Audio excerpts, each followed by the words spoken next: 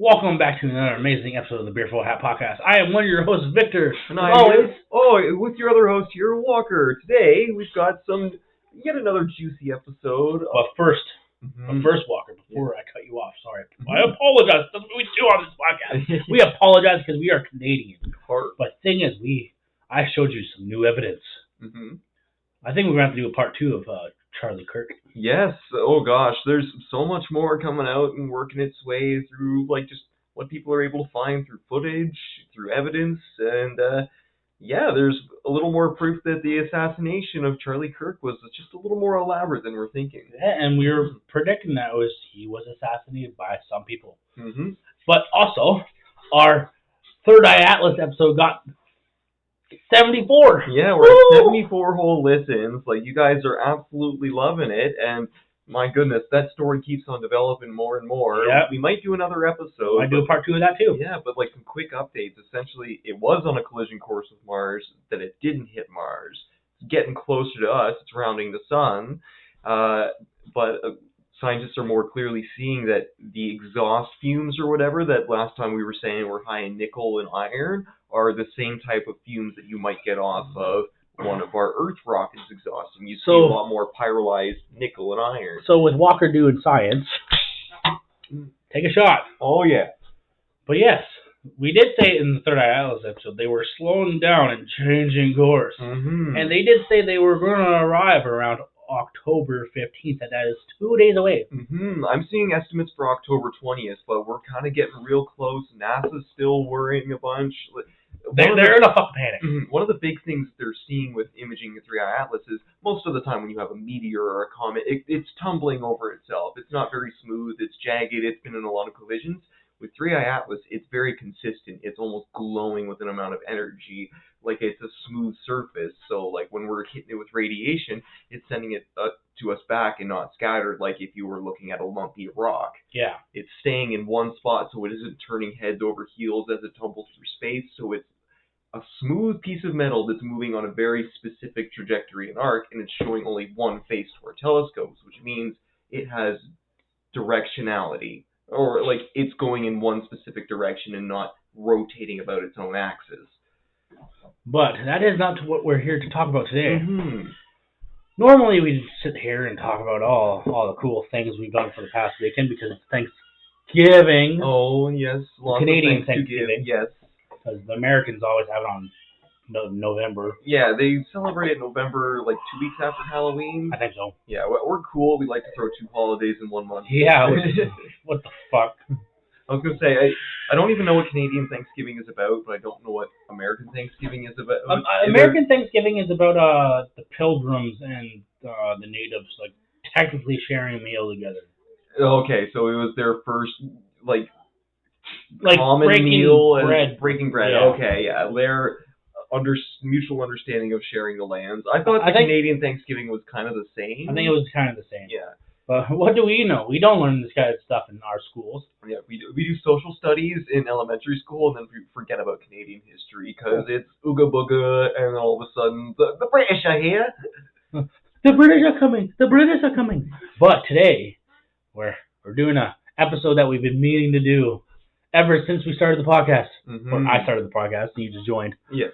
But yes, we are this episode, as you saw the title and the thumbnail, we are doing it on the terrorist attacks of 9/11. Mm-hmm. So if that certain somebody is listening to the podcast right now, there you go. We're not talking bullshit anymore. Mm-hmm. We're going straight to the fucking episode. Oh, we did it. We had just a quick little jump there. Yes. That's all good. So, mm-hmm.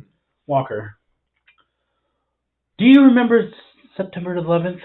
Yes. 2001? I was 2 years old at the time, and you sitting in my crib, shit. I turned my head to the television and said, "Goo goo gaga, mama, the tower go down."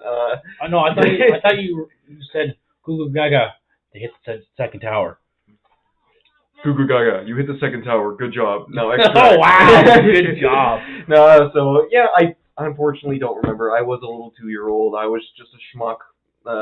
So I had no clue what was going on. I didn't know what I was doing and where I was. Yeah. But September 11th, from what I know, the first collision was sometime around 8 o'clock, no? Let me look at this website here that has a timeline of the terrorist attack. Very convenient. Yeah. We are doing more with our information. If it will fucking load. That's okay. But yes. Yeah. Do you remember 9/11? Were you conscious enough to remember what was going on? I gotta say, I was, because I was born in 94. Okay. So I was 6. About 6, yeah. I was 6. No, because it because like you're a 6-year-old, you're not knowing what the fuck's going on. Mm-hmm. And like all I know is like during school, is like, yeah, the terrorists got attacked or whatever. So a little bit of a teacher's talk. Yeah. So it's very, very livid, like very detailed in this. September 11th, 2001, 5:45 a.m. And then it keeps going and going and going. Oh, okay, so it's including all the different flight times when these people were getting on these flights, when they take off, because these different hijackers actually got on the flights at different times. A lot of them had different seats in different sections to try to be spaced out and more discreet. And like, I didn't focus on like the timeline. I just figured it'd be like kind of cool to have the timeline in my history for the podcast. Mm-hmm.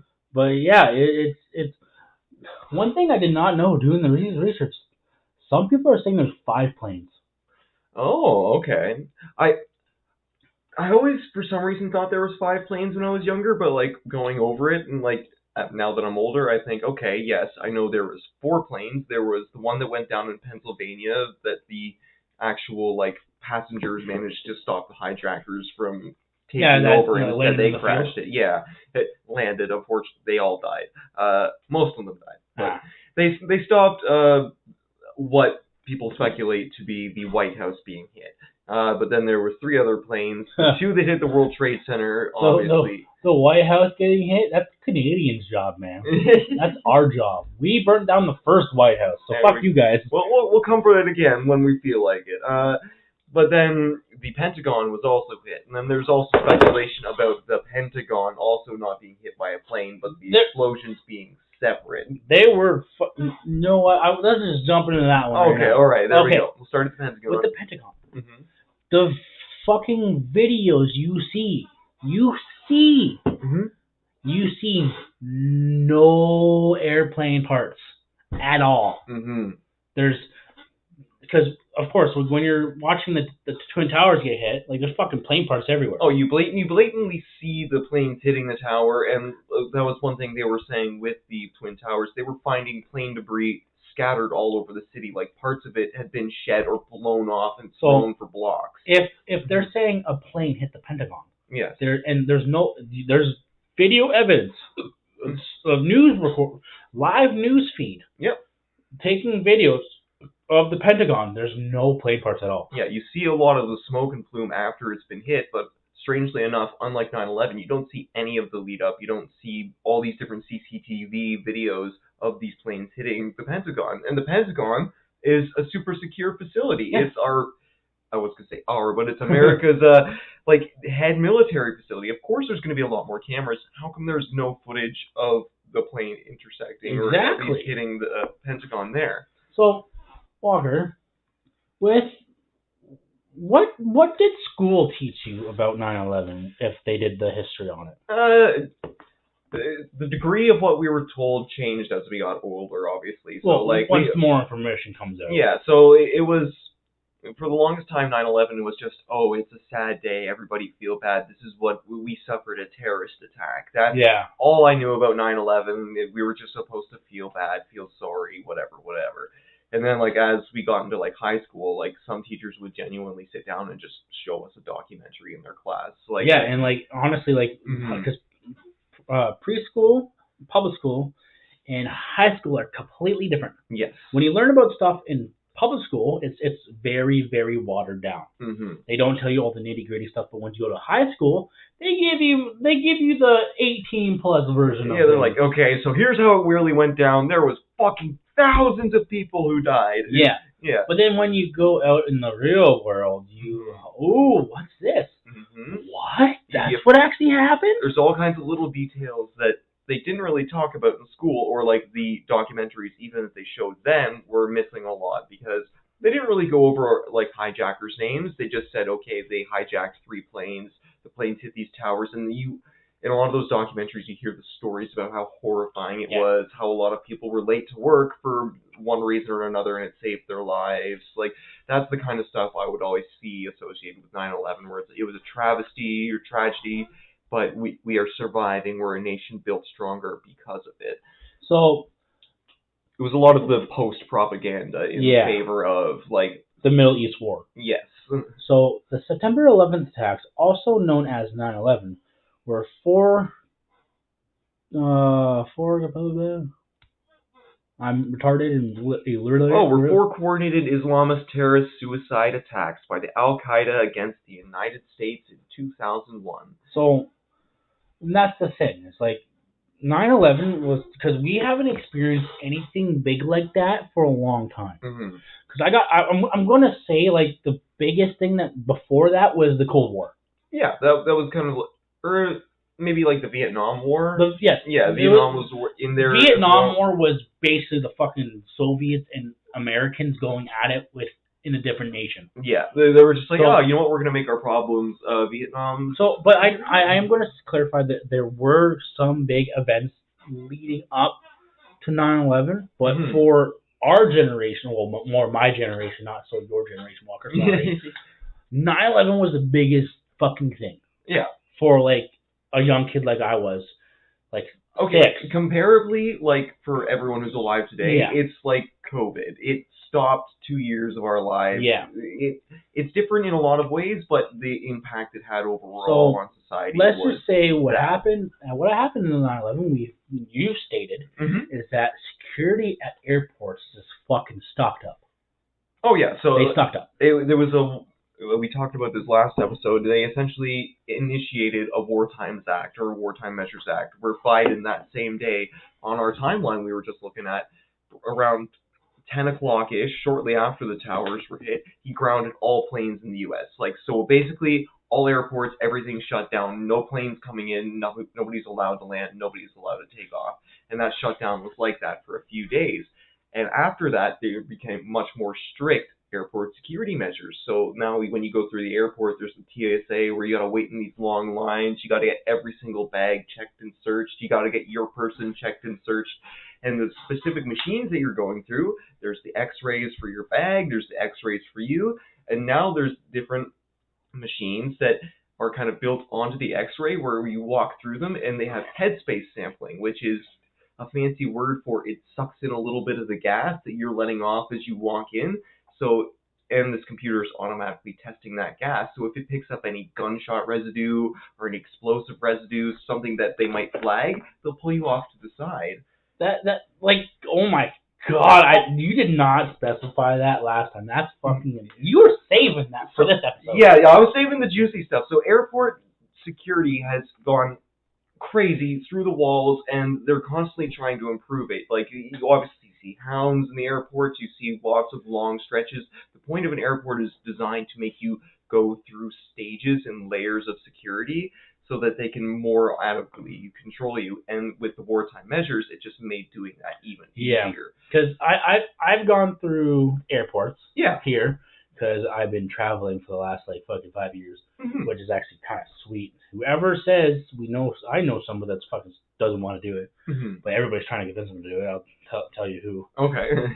But yeah, because the Canadian airport are way different than the States. They're a little more relaxed, and if I've been to Mexico, even more relaxed than the States. Like, you basically walk onto the fucking plane. Man, you walk on the plane, and legit, right as you walk out of the fucking airport, you are legit bombarded by people trying to sell you beer. Yeah. It was the best time ever. First time I went on a trip was to Mexico. It was fucking amazing. Yeah, those vendors know what they're doing. They're trying to get you right off the plane and just say, okay, you want to get drunk? You're in a new country? Dude, you go. You can legit get fucking beer at a McDonald's there. Oh, lovely stuff. And like, honestly, I wanted to go to McDonald's to see what kind of Mexican McDonald's tastes like, because all McDonald's taste differently. Yep. Because you have it here, we have healthy grease. You go down to the fucking States, they just have the grease they've been cooking with for the last fucking 2 years. Oh, yeah. And holy shit. Oh, States is a lot more lenient for FDA type stuff. Like the food market is so poorly regulated compared to Canada. That's why they get away with a lot of artificial taste boosters and stuff, right? Yes. Yeah. So the thing is that I was looking up. Mm-hmm.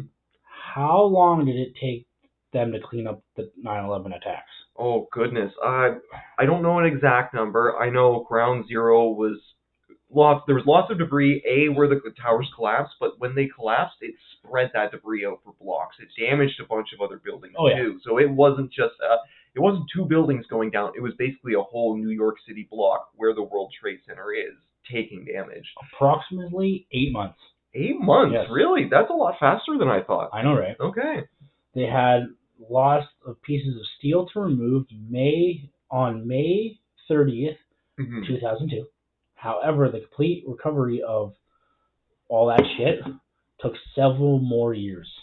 So all the dust, all the shit that was in the air. Essentially, all the redoing of the foundation and the roads in the area to actually make what is now the Ground Zero Memorial. Yeah. That took a lot longer, but the initial debris cleanup probably fairly quick. Yeah, so I should have said this from the beginning of the episode, but we're not trying to make, because I know all the videos I've watched, I know I've listened to some episodes on different podcasts. They all say, just out of respect, we don't mean any disrespect to the survivors and or the victims or anything. Yeah. But thing is that what they've told us is not what they're telling us. Yes.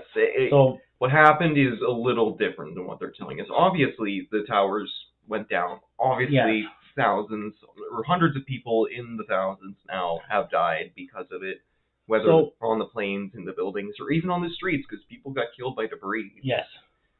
So we're going to take a quick break for our sponsors. Mm-hmm. Welcome back. If you may hear some extra voices because I have some people over, but we're in the kitchen studios right now, so who gives a shit? It's okay. But that thing though, that ad is amazing. Even though I don't put it with the ad, I just pick a spot where it's empty and poof, there we go.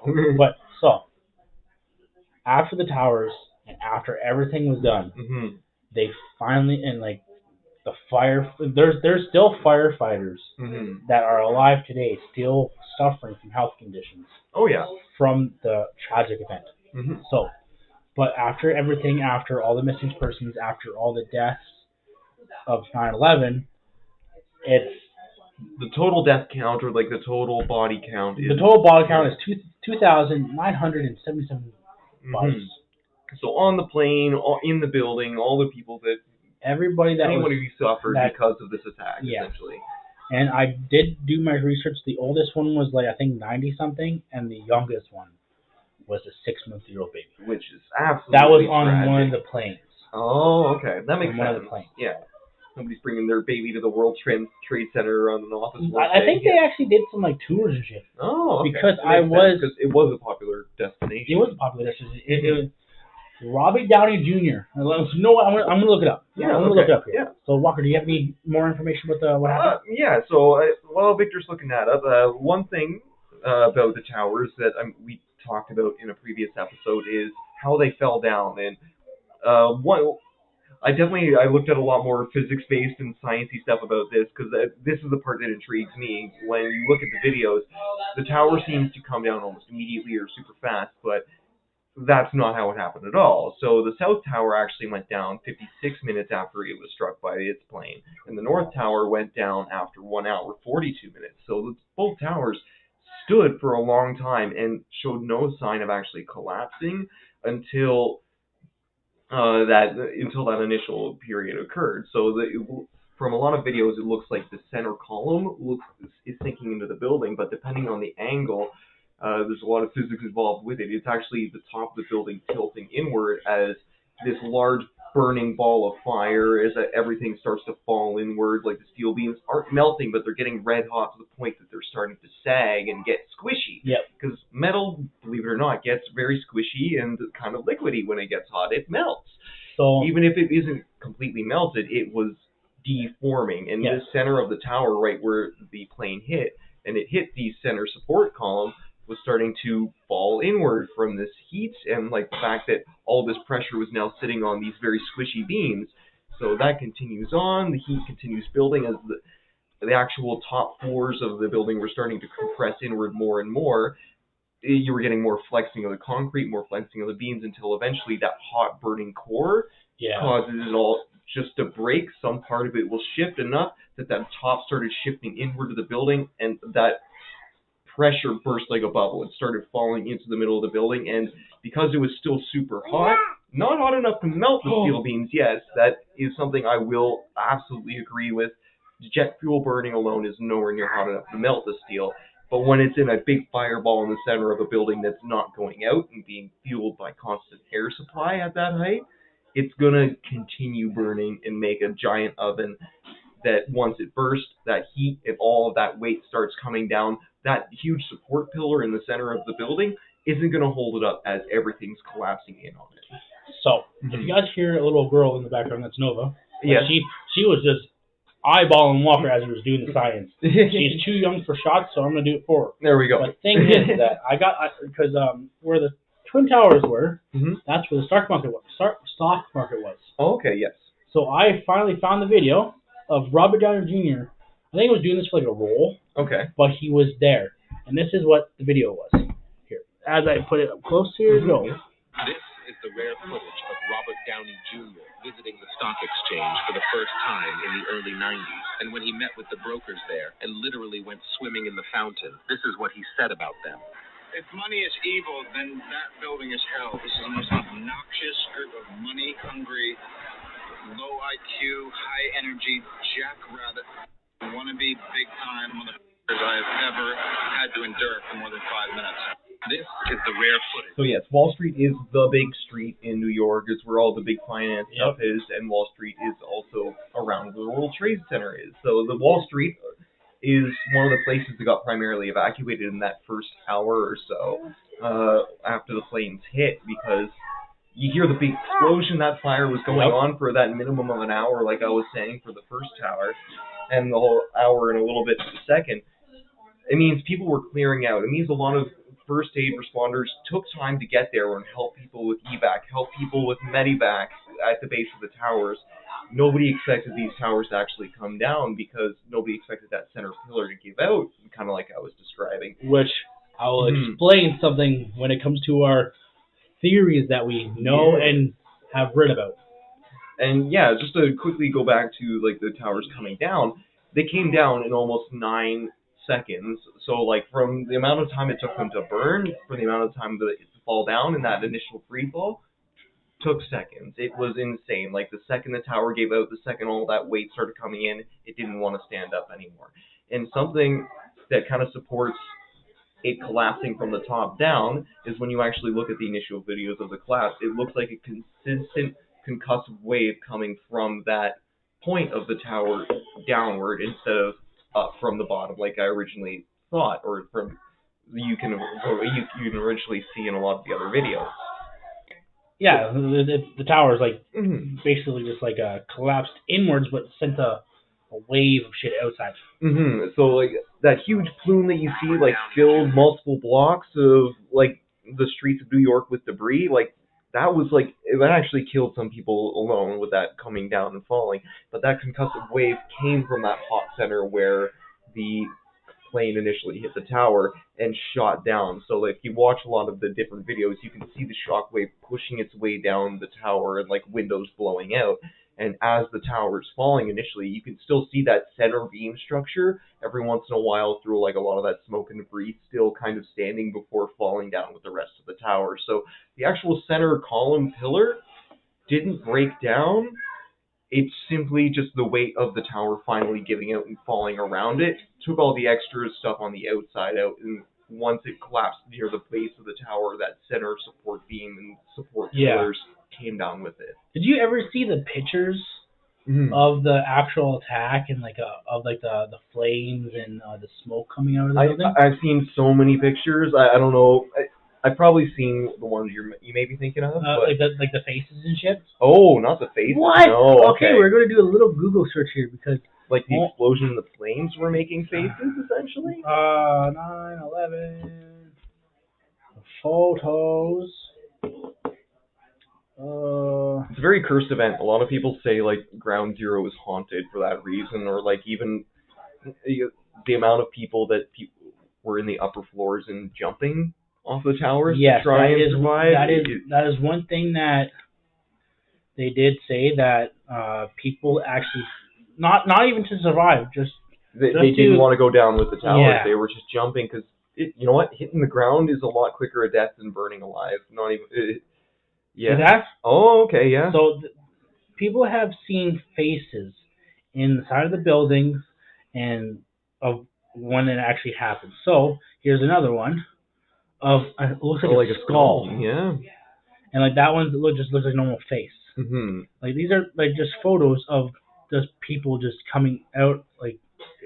They're different photos of the event. Yeah. You can see what look like faces, kind of like people looking at clouds and seeing animals. And stuff. But like it's very vivid, right? Like pure evil photos of what they think is happening. Okay. So what fucking photos were you talking about? Oh no, I mean I was just referencing Have you seen all the.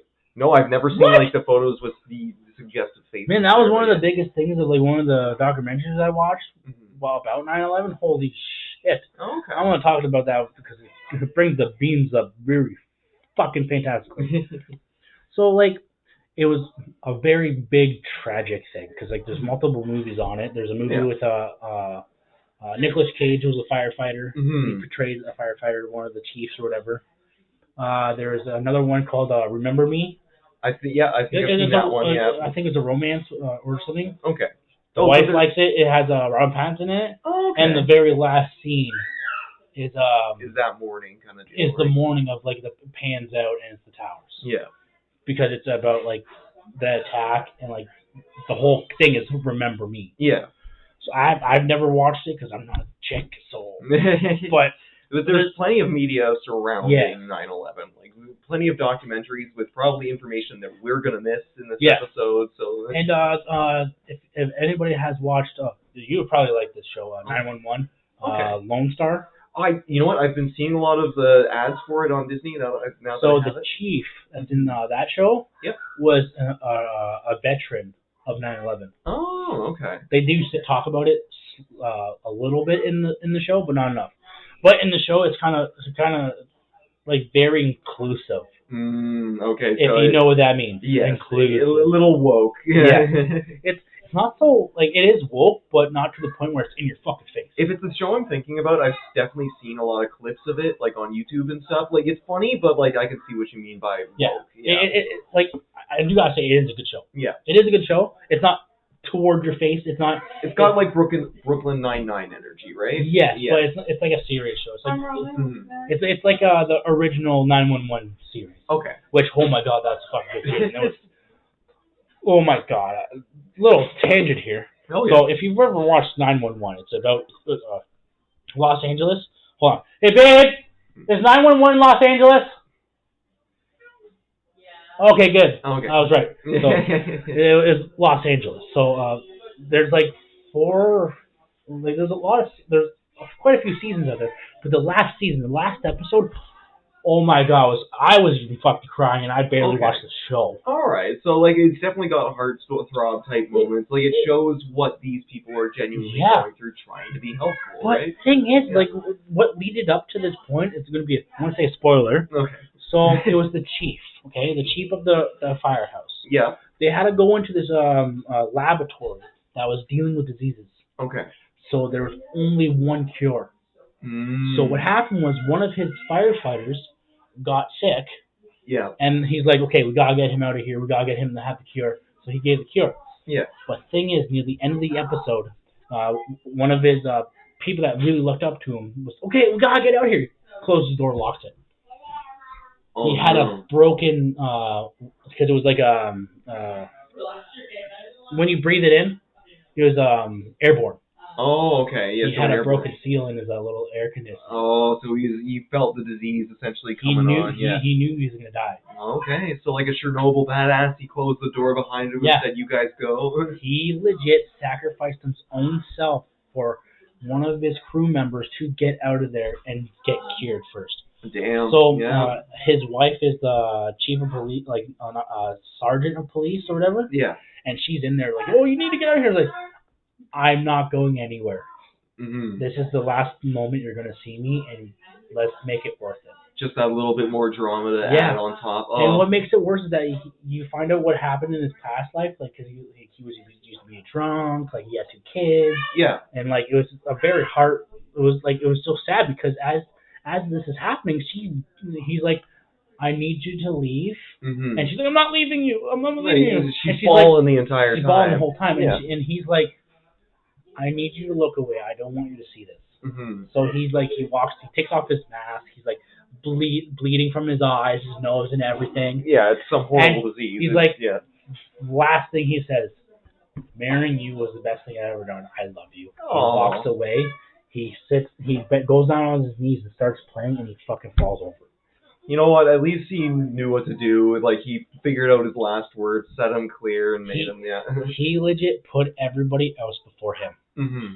And I was talking to the wife because she's like there bawling her eyes out because she's like the shows. It's a happy drama. You can't help it. And I turned around like, if he had to do that again, he would do it. Yeah. He was the type of guy that like would put himself in danger for everybody else. No, you got to admire that. It's an altruistic characteristic that most people don't have anymore. Yeah. And that's what we saw with a lot of like the emergency services on 9/11. Like the fact that they were there, there was a big thing. Nobody was supposed to go into the building. They were helping.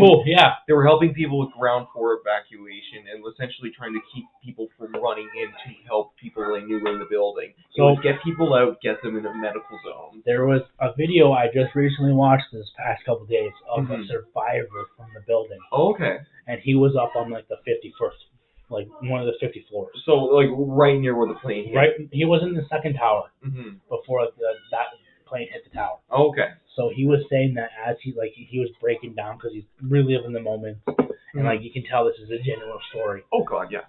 And he was saying like, yeah, like something was telling me because like a woman was telling me, oh, come to the elevator, come here, and he just sat there and like, no, I'm good.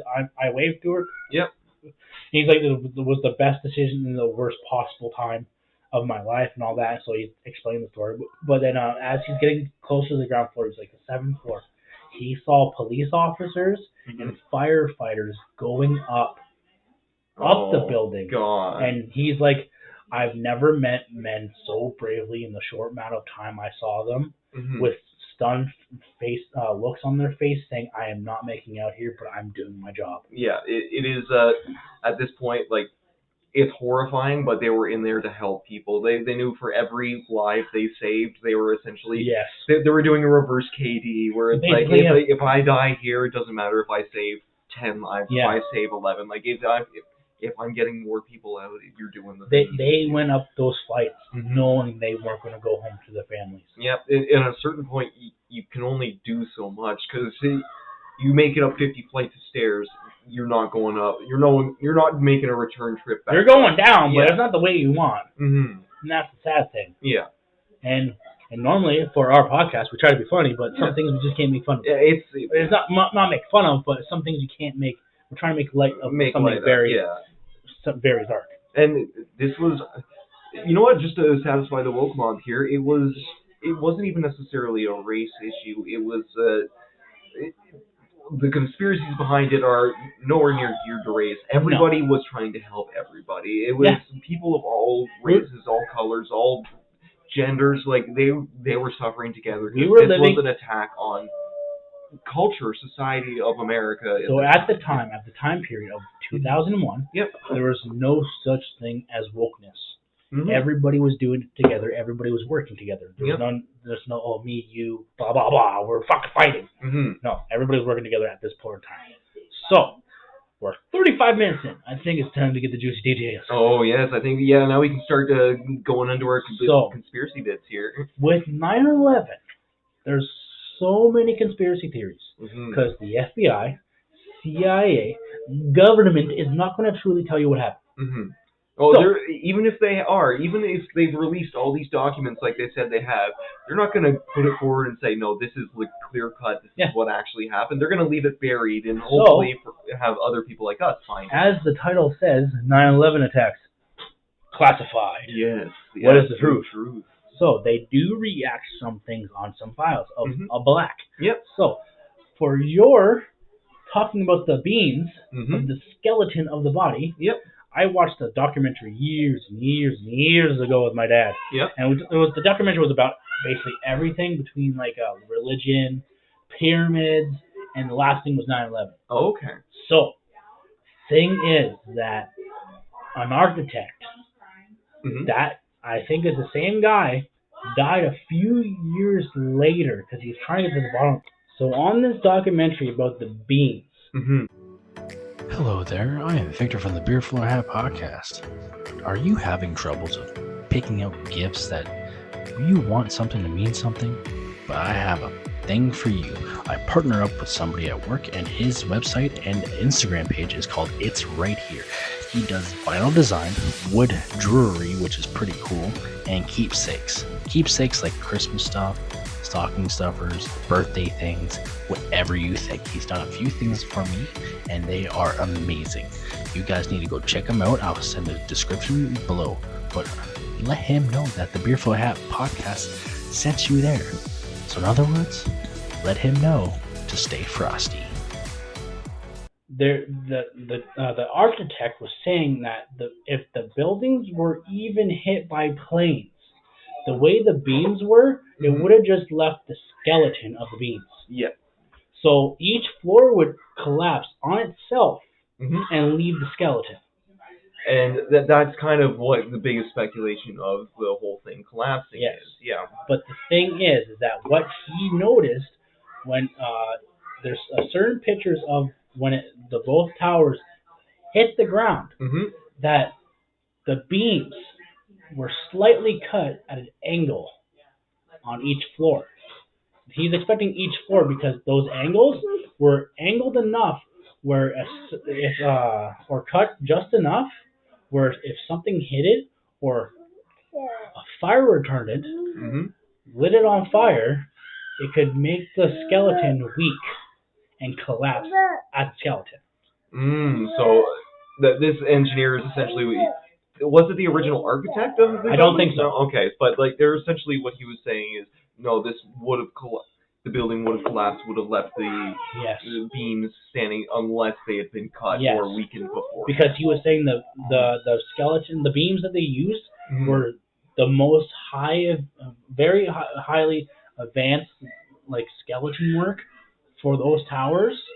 So he was trying to get as much information as possible to, hey, why did they collapse? Why is there angles cut on the ground floor and not, and because it just seemed weird to him. But then he mysteriously died a few years later. I feel like he was doing a lot more investigation into the actual structure of the tower, and he was finding a lot of like genuine flaws. Because when I was looking at it earlier today, it's different than how we build a lot of our buildings. So it has a huge central pillar with a bunch of steel I-beams that essentially go up the entire length of the tower, and steel bracing I-beams that wrap around it. Then the floors are built in that square pattern around it with an outside lattice of steel beams that essentially, if you guys have ever seen those like stools where they make it float in the air by having the chains. Oh yeah, those are so cool. Super cool. It kind of follows that principle where you have the outside structure of the steel beams crisscrossing, pulling outward, and then you have the inside center pillar. Then when you build the floors in between, they kind of counteract each other so they can sway nicely and keep the building strong while still having enough sway to allow itself to kind of deal with earthquakes, deal with winds, and just naturally not get stuck. Yes. And another big thing that they were saying with the towers is there was a lot more sway because a plane hitting this tower is like if you smack the side of a can with a flick, your can's going to bounce back and forth for a little bit. It's the same thing with the tower, except it's going to be a lot more extreme because it's a bigger object, and it's going to be a lot slower of a bounce back and forth. So there's a lot of people saying that like that bouncing back and forth stress could have created a lot of those breaks because you're using a lot of square physics in that center pillar. You would have gotten a lot of angular breaks because For anyone who's gone through school, like a lot of nerds will tell you triangles are the strongest shape, and there's a good reason because 90-degree angles, while strong, they're a lot more pliable than you would if you had a triangle with 60-degree angles or a lot more acute angles because pressure is a lot more evenly distributed versus a square being put up against each other. Okay, so I have a video here from Twitter X that I'm going to show Walker, and it's about the towers. So here is the video now. Do you see the top 15 stories crushing the 95 stories below? No, you don't. The top block disintegrates by itself in the first few seconds without even impacting the building below. And then the building below begins to destroy itself. What you see are waves of explosions ripping the building apart, pulverizing nearly all the concrete to a fine powder, and ejecting the steel up to 600 feet in all directions. The top 15 stories couldn't do that in a pancaking collapse.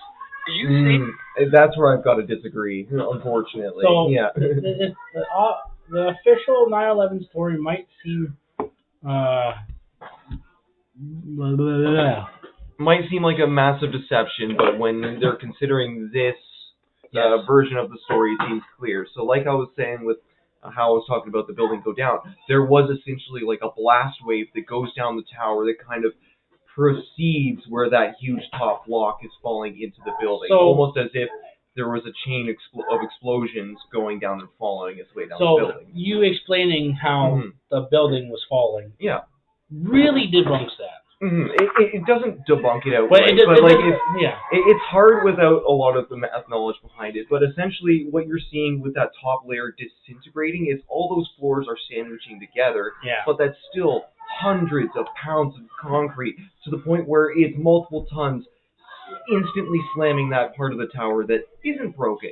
And then that part will slam down further, because the more weight gets added onto it in that free fall state, the more that energy is going to accumulate. So what people call potential kinetic energy is something where an object could have energy in the kinetic state, so it could move fast, it could have a lot of energy behind it.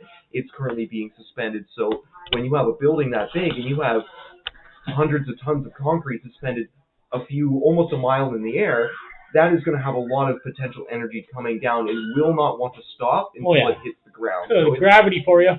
And so that blast, or that concussive wave that kind of comes down the tower, it comes from these floors hitting into each other consistently, and like that force is also going to throw out debris like a grenade. So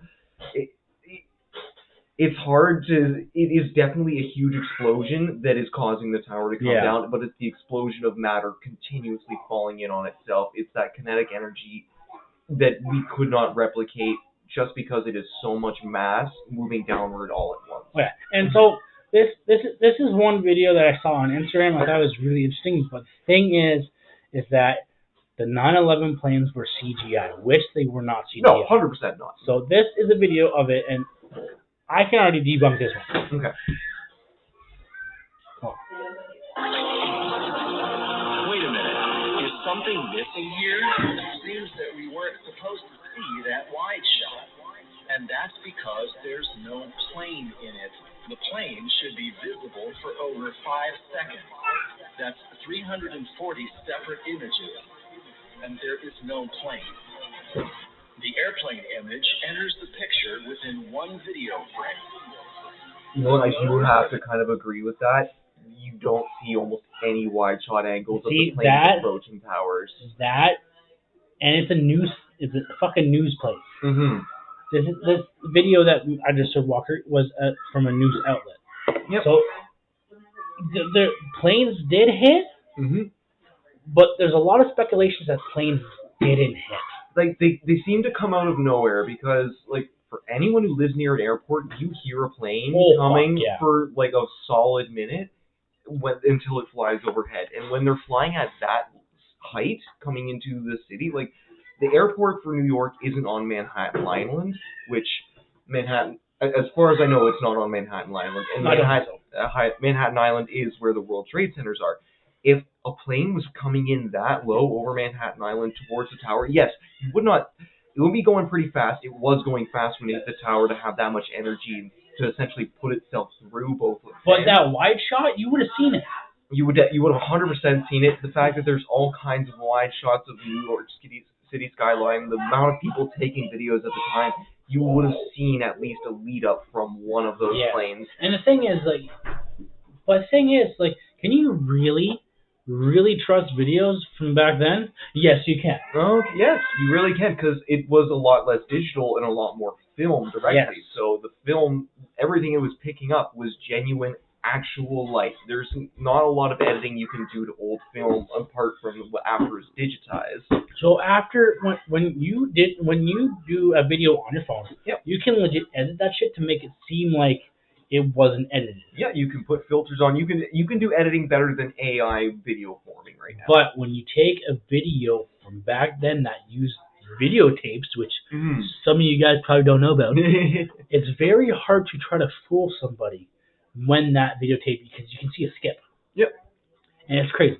So the next video I'm going to show you is Tucker Carlson talking to somebody about the series of season spin-off of the X-Files called The Lone Gunman. So here it is. Oh no, that's the actual video. I don't want that. No, I don't want that one either. Not that one. Here we go. This was on the X-Files? Yes, so it wasn't just Alex Jones saying that a government agency was going to hijack a jet, fly the World Trade Center. The X-Files spinoff, The Lone Gunman, one of its main episodes was about that specific story, where a criminal group in the U.S. government hijacks a jumbo jet in New York to fly at the World Trade Center to blame it on a Central Asian terrorist, so that they have a pretext to take over domestically with a police state and launch wars in the Middle East. But here's what's crazy. Then I got reached out by some of the hosts of the X-Files saying, hey, Chris Carter told us that the CIA came to him with the plot of this and asked him some of the scripts that they would ask him as a favor to put this in as a TV program. And then later I corresponded with Chris Carter via email. He talked about this in the news. He said, no, I don't know why the CIA came to me and said, here's the script for this show. This was on the X-Files? And I 100% agree with that. Like, there's been a lot of plots talking about how America will want to get into the Middle East, and Americans always wanted to get into the Middle East just because a lot of their actual oil reserves trade was coming from there. Yep. It was a motivational tool to set themselves up and more establish themselves in third world countries. But Walker, have you ever watched the X-Files before? I've watched a few episodes. Not a lot of it has been retained in my mind. You got Disney now, so you can watch all the fucking seasons. I know it's a very good show. It is like Conspiracy Hunters 101. Without the X-Files, your main man right here would not be fucking conspiracy theorists. I can tell you that one. Because, oh my fucking God.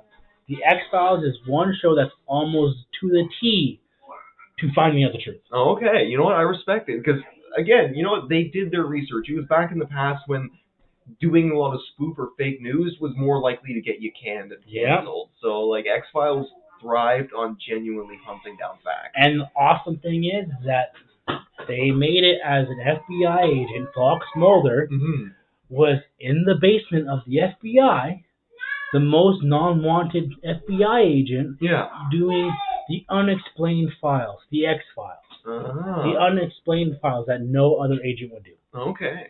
So isn't that fucking crazy? That is pretty darn crazy. And you know what? To kind of go off of more of the fact that America wanted a reason just to invade. So I mentioned earlier in the episode, not Biden at the time, George W. Bush at the time, he essentially did the whole closing down of airports, stopped every sort of flight in and out of America. The first fucking flight out of America was for Bin Laden's family members. Yep. So the day of the actual terrorist attacks, Bin Laden of the Al-Qaeda comes out and says, yes, it was me, it was Al-Qaeda, we did it, we blew it up. Immediately taking credit, a few hours afterwards. So, he knows, and he was setting it up, he wanted to become the scapegoat, or somebody else wanted him to become the scapegoat. Now, the funny thing is, with the Bin Laden family, all of the rest of them are rich, global, oil CEOs, or they're from a rich Bin Laden family that was dealing with trade in America for their oil reserves. And the thing is, Bin Laden... Arab Oil Emirates. So did you know Bin Laden was actually going to America for college?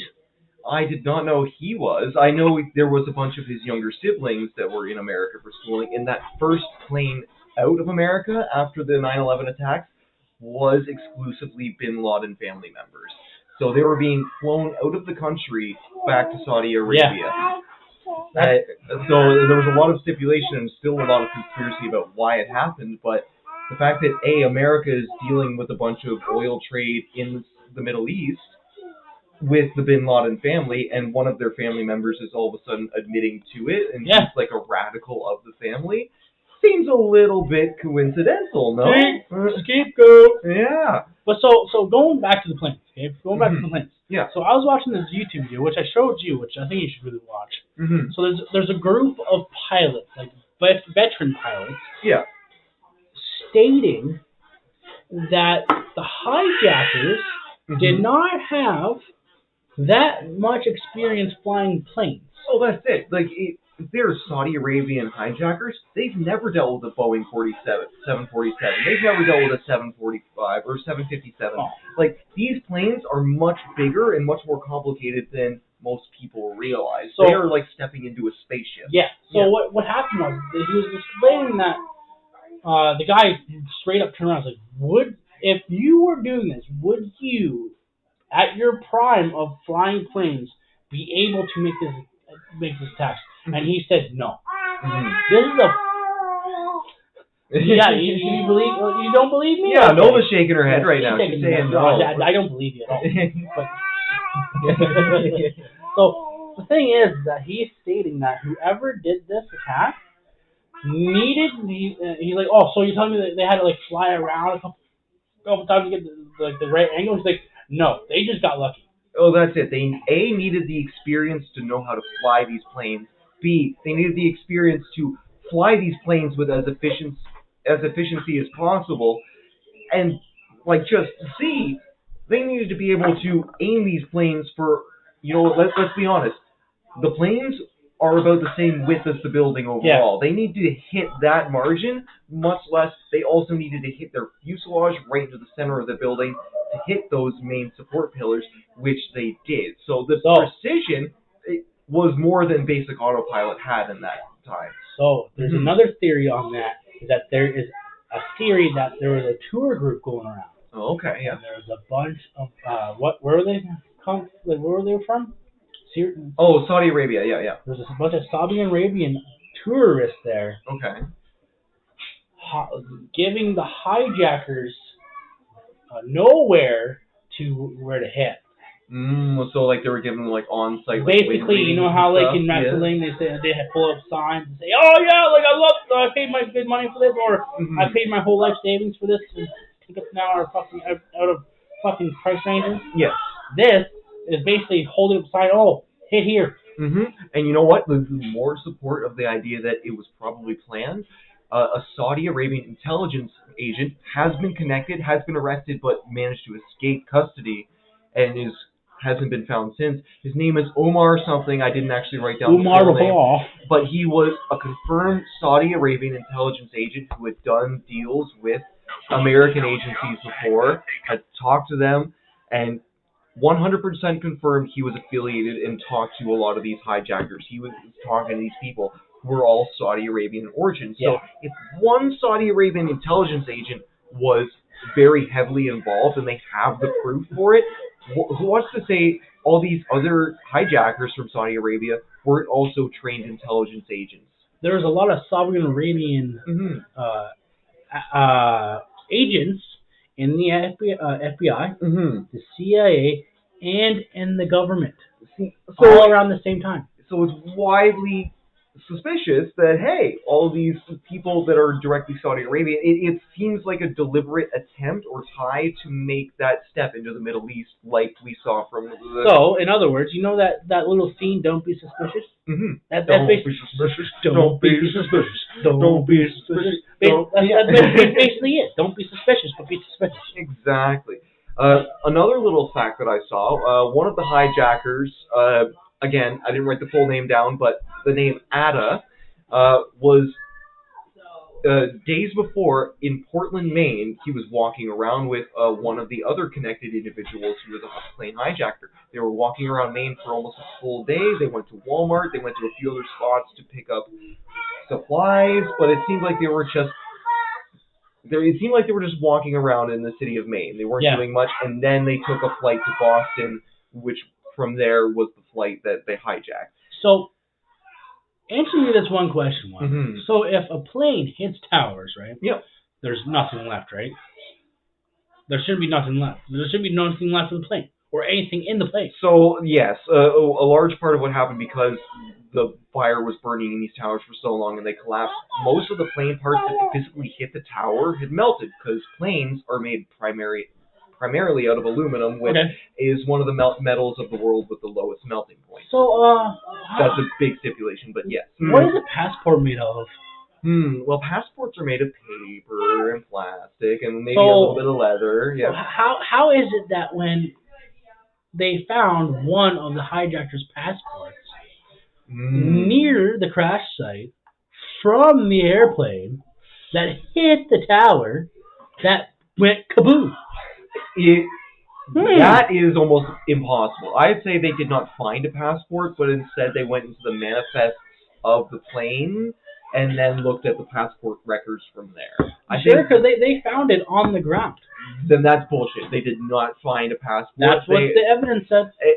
If there's a passport there, it was planted because unless he threw it out of the plane window before he crashed. You can't just say they planted something. That's a plant if they found a fucking passport. It wasn't planted. It was out of the plane because the plane crashed. Like we're not trying to get self-suicide here, right? It's okay. What about your cats? My cats will be fine. Okay, they'll eat my body for the next few days. Okay, so they planted. So you think they planted a passport around the crash site? If they found an intact passport to read his name, it is either a fake passport that was planted to maintain the cover-up when they didn't want to actually get this Saudi Arabian or American intelligence agent's ID actually out there, or yes, to me it was 100% planted. Okay. There is not a sane fact in my mind that in that superheated core of a plane fucking melting down and a building melting down, not a single piece of scrap of paper is going to survive long enough. Okay, so there's one video left I want to play here. It's the man himself, Alex Jones, from the last video. Mm-hmm. And this is him legit predicting the 9/11 attacks. This is when he had hair. Okay. Here he is. I never knew him with hair. Oh my God. Teachers a week before, those buildings will be knocked down next week. Again, I was on television saying that Bin Laden's a CIA asset, looks like he'll attack New York. Saying, call Washington, tell them to call off the attack. Hello, ladies and gentlemen. I'm so glad that you could join us today for this Wednesday, July 25th, 2001 broadcast. Tyranny is enveloping the globe, and the United States is a shining jewel the globalists want to bring down, and they will use terrorism as the pretext to get it done. So that's coming up in the second half of the show. Very important information. I'm going to put the call out that you call the White House. To that point, the bringing down of globalism, attacking the World Trade Center, that was the point. They wanted to stop and essentially neuter the fact that America is the one in charge of trade. I'm sorry, we can continue the video. I just wanted to speak off of that. It's this is Alex Jones, fucking months before the attack. Mm-hmm. So is that all you want? Yeah, that's good. Yeah. House. And tell them, look, we've seen the news stories that you've wanted to blow things up, that you have blown things up, and that you're saying... The video is 2 minutes long. Yeah. That 4 million of us are going to die, and we need martial law and the Associated Press. And one of your little drills you had.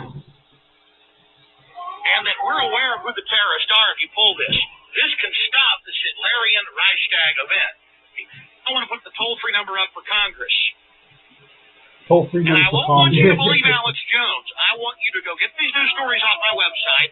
I want you to call these major newspapers. I want you to find out these statements were true by the White House about preparing for martial law. For those that can't see the video right now, this is a July that he's advertising on July 25th. So yeah, of 2001. It's almost 3 months before the accident. The attack. This is a guy that legit, like, before, like, years later, he claimed that one of the school shootings were all staged. Oh. But this is Alex Jones. Yeah, Alex Jones has some big, we'll say, conspiracy. He legit fucking discovered Bohemian Grove. Oh, okay. You ever heard of that? No. Oh my god, that's right. what we're doing after the podcast. Okay, so we're going to continue the video. And I want you to let them know that if there is any terrorism, we know who to blame. The point is, if any terrorism comes, it's from this government. And if there was an outside threat like a bin Laden, who was a known CIA asset in the 80s, running the Mujahideen War, whose family built all the military bases over in Saudi Arabia right now, and sits on the board of Iranian satellite. He's the boogeyman they need. This Orwellian phony system. I want the White House numbers up there now. A big part of the solution, after you research all the government terrorism and check out what I'm saying is true, call the White House and tell them, we know the government's planning terrorism. We know Oklahoma City and World Trade Center was terrorism. We know the Joint Chiefs of Staff wanted to blow up airliners, Baltimore Sun. If you do it, we're going to blame you because we know who's up to it. Or if you let some terrorist group do it, like the World Trade Center, we know who to blame. And you could save the planet. I'm calling it Operation Expose the Government Terrorist. Willie Brown got low-key. All right, so like to all of his points there, something that I didn't know until researching today is there was actually an attempt to blow up the World Trade Centers, the Twin Towers, a few months before the 9/11 attacks. No, it was, apparently there was a... Or maybe it was a year before? 1998. Oh, okay, so there was a bomb that they brought into the parking garage structure underneath the World Trade Center, underneath the Twin Towers, because this parking structure was a part of the foundation. Like the way it was described to me in the video is it's essentially a tub foundation where a lot of fancy things happen, but there's large underground pillars to go to the bedrock, and they were trying to blow up these pillars to destabilize the towers from the base. This huge explosion left a 100-meter cavity in the parking garage downstairs. Didn't destabilize the actual foundation, but this explosion did occur in 1998 and did leave sufficient damage to the underground parking structure. So, that leads me to believe, this is one of my theories that I truly believe it actually happened. Because on the day, I know, right? On the day of 9/11, there was people running from the basement claiming they were hearing bombs going off.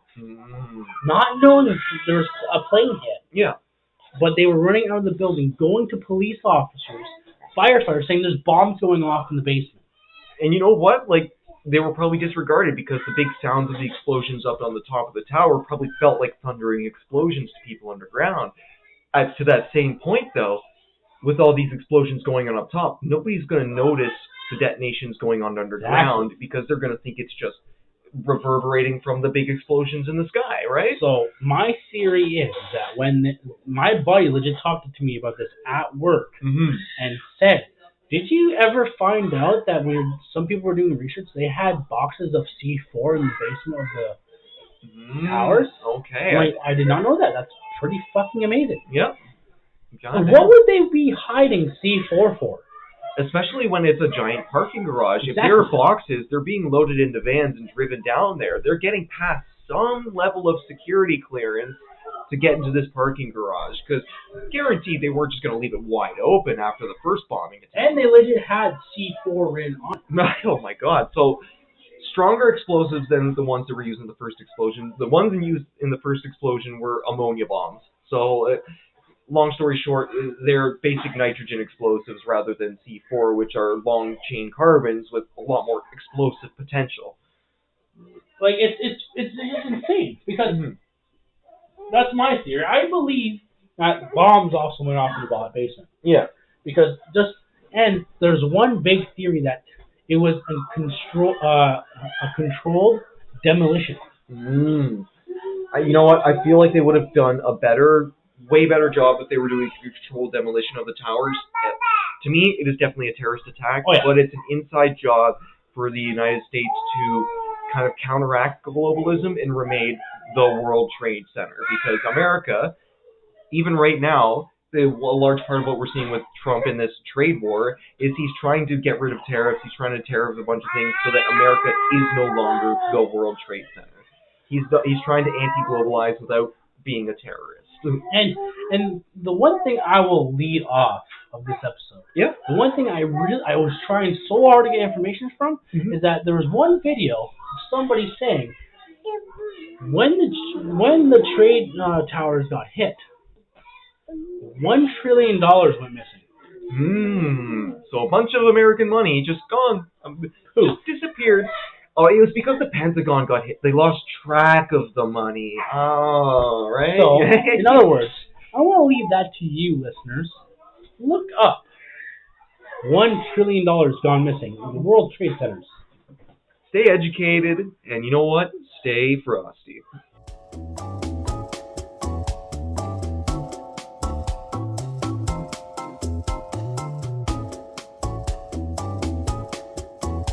Staring down, Moon Cat's the biggest pussy in town.